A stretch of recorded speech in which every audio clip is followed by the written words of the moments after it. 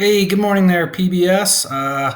Haven't seen you guys in a while, so I'm psyched to get a chance to just give a little update of things and some announcements to make to you, and then move into a little bit of some background information for you guys on blood pressure. Most specifically, how do we measure blood pressure, and what are we actually measuring when we do that whole blood pressure cuff thing on our arms? Um, Again, guys, I hope you all continue to find your routine and find your new sense of normal.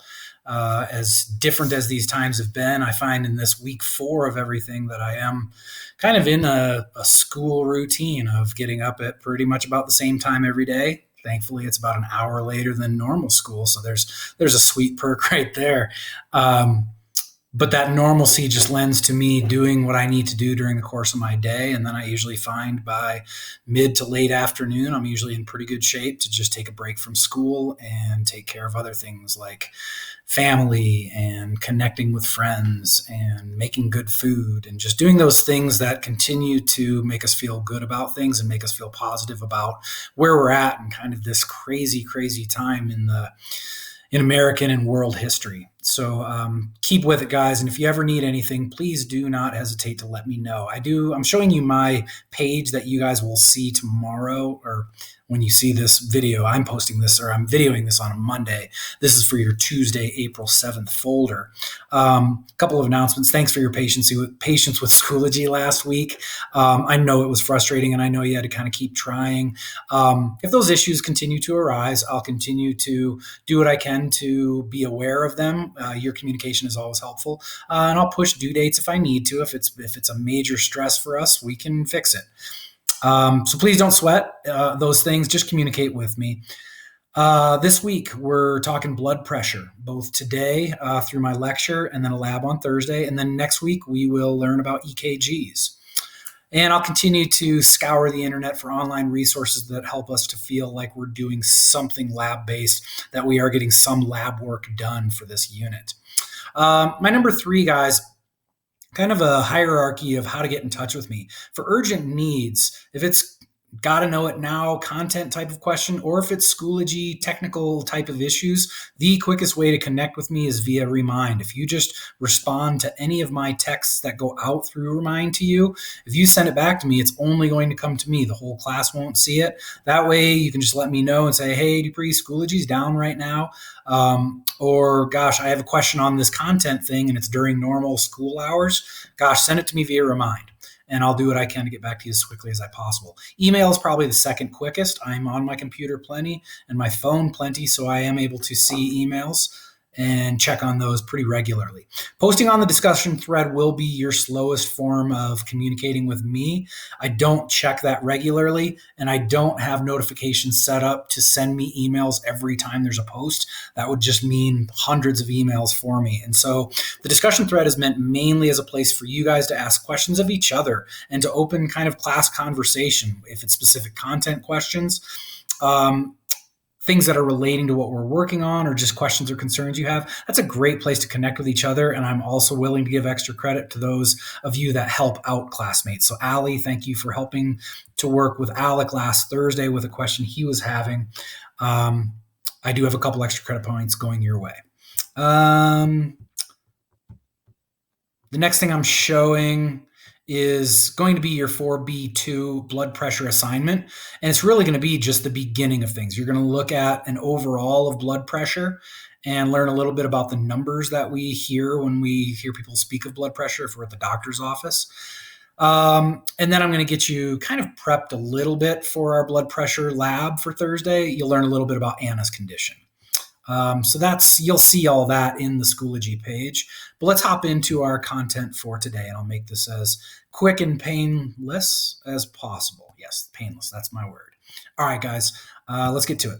While you're watching, I recommend and I state in your directions for today to please take notes. I don't care if they are handwritten notes as you sit and just handwrite as I speak, or if you open a Google Doc for yourself. You are not going to submit these notes to me, but this is absolutely essential, important information for any future quizzes that may come your way. You have a chance to pause, rewind, go back, and re-look over things that I go over. I encourage all of that. Okay, guys. So I'm going to take you through this link, and I'll also have this actual page linked to you so you can see it on your own time.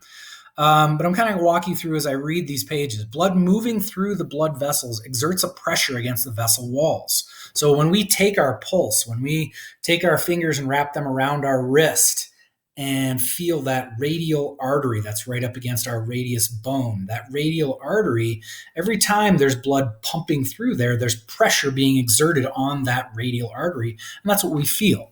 So the blood pressure in our body is actually highest in the aorta. And you guys should remember that's that huge, largest blood vessel of our body, the strongest blood vessel of our body. That would make sense. It deals with the most pressure leaving the heart. And then blood pressure decreases as the blood moves through from arteries to arterioles, and then to the smallest, those tiny little capillaries. And then as blood kind of U-turns and makes its way back to the heart, it goes back through small veins called venules, and then the veins themselves, and all the way through that superior or inferior vena cava into the right atrium. So with each contraction of the heart, you can feel the expansion and recoil of the elastic arteries where they pass near the surface of the skin. That's the pulse that we've measured. Okay. So let's take a look at blood pressure stuff. Let me zoom this a little. Hopefully you guys can see this okay. There we go. So as we've seen, blood pressure is a measure of the pressure of the blood against the walls of the blood vessel. Clinically, blood pressure is measured in the brachial arm artery. So the brachial area of our body is our upper arm. Okay. And there's two components to blood pressure. The systolic pressure is the pressure in our artery during ventricular contraction. Remember, the bottom of our heart, our right and our left ventricles, those bottom, they actually pump at the same time. So when the right and left ventricle pump, they're sending blood to their designated places. Right ventricle pumps, and hey, blood leaves to go through the pulmonary artery out to the lungs. And when the left ventricle pumps or contracts, it's pushing blood out to the entire body. So they pump together, and that's when pressure is highest. And so that's our systolic pressure. Diastolic pressure is when the pressure in the artery is at its lowest, and that's when the ventricles are actually relaxed and not pumping blood out. So that would make sense. So how do we measure blood pressure? You're actually measuring the systolic and the diastolic pressures separately. So that's why you see blood pressure reported as two numbers, one over the other. You see that kind of division signal or that slash. So in a blood pressure reading, the first number we see, in this case, you're given 110. That's the systolic blood pressure. And then 80, that is the diastolic. So that's the maximum and minimum arterial pressure for that individual's reading at that time. And as a quick side note, blood pressure is a snapshot. It is not something that just stays put. It changes pretty darn regularly, just like our heart rate changes regularly. So blood pressure can change just over the course of a morning, of a day, from when you sit down to when you stand up to when you lay down. And so for people that are concerned about their blood pressure, they don't just take it once and call it good for the week. They probably take it fairly regularly just to get a better feel for what their blood pressure is like when they're resting versus what their blood pressure is like when they're exercising. Okay. So as we look at our next, so we measure blood pressure by using an instrument called, come on, buddy, you can do it. There you go. So we use what's called a sphygmomanometer. I don't think I'll have a pronunciation test for you, but maybe I will send a flip grid out for you guys to just practice saying that word. Sphygmomanometer, and also referred to as a blood pressure cuff. And that's that inflatable cuff that goes over your upper arm. And you can see your little graphic here of that cuff on the upper arm. Sometimes it sits just a little bit lower, but the idea is there. And usually the stethoscope just kind of sits right up under the base of that cuff. And the stethoscope is there to just listen to your heartbeat. And so here's some steps, our procedure for measuring blood pressure. First, as we know, we pump, inflate that cuff. If you've ever sat with a nurse in the doctor's office, or if you've ever just sat in one of those at the local grocery store and you just sit and you can get your blood pressure taken, or at a Walgreens. So basically, they'll pump that up until the pressure is above what it could potentially be the systolic. And so very often they'll pump it up over 160. Okay. And so that you're basically cutting off blood flow in that brachial artery that goes right through or right below that cuff. You're cutting off blood circulation. So it's not like super healthy to do that a ton of times in a row because you're actually putting pressure on that artery. And so when you cut off that circulation by pumping it up, you are actually not going to hear anything. And then there's a little release valve, and slowly, bit by bit, it's going to release pressure in that cuff until blood is able to finally get through the artery where it's not cut off.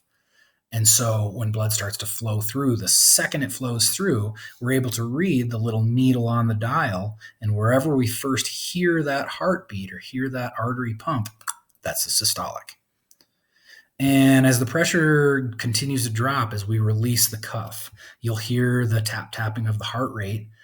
And then when we finally don't hear it anymore at all, that means that there's not that low pressure is so low that it's not even pressuring or pressing against the cuff itself.